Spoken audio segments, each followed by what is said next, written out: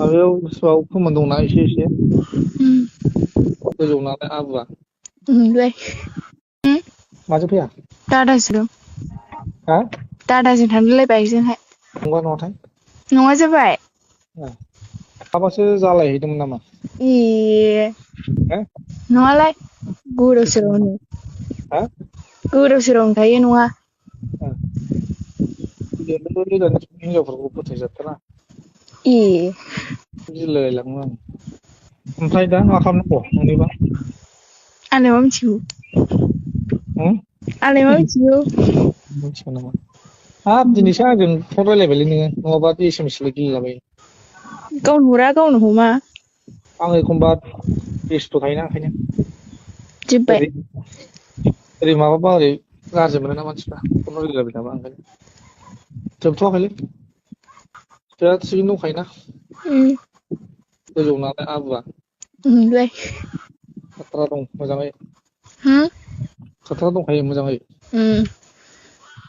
माबायाव गोसोआव खोमोन दंना एसे एसे बेसे गोलाव गोलाव ना गुसुं गुसुं गुसुं गुसुंसो थिग जायो बिदियानो आराम नुयो होनदां बिदिबा खोनादों मेगन नुयो आं दसे उनाव हरफिन दे नै माबा एसे सुद लानो नागिरदों दे दे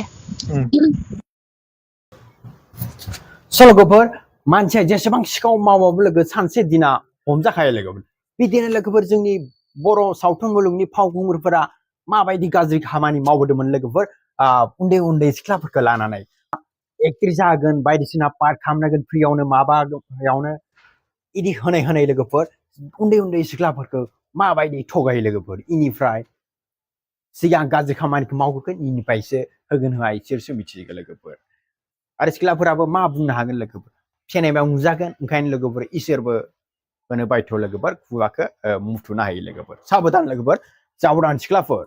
नोंथांमोना जुदि लाइफखौ मोजां लाखिनोबा लोगोफोर एकदम साबधान जा बर' सिख्लाफोर नोंथांमोना एक्ट्रेस जानो लुबैयो लोगोफोर नायदो फावखुंगुरफोरा नोंसोरखौ माबायदि बाहायो लोगोफोर नोंथांमोना बे फावखुंगुरनि सोमोन्दै लोगोफोर मा एक्सन एबा मा बुंनो लुगैयो लोगोफोर कमेन्टआव खोन्थाहर लोगोफोर आरो नोंथांमोना आंनि चेनेलाव गोदानबाथाय आंनि चेनेलखौ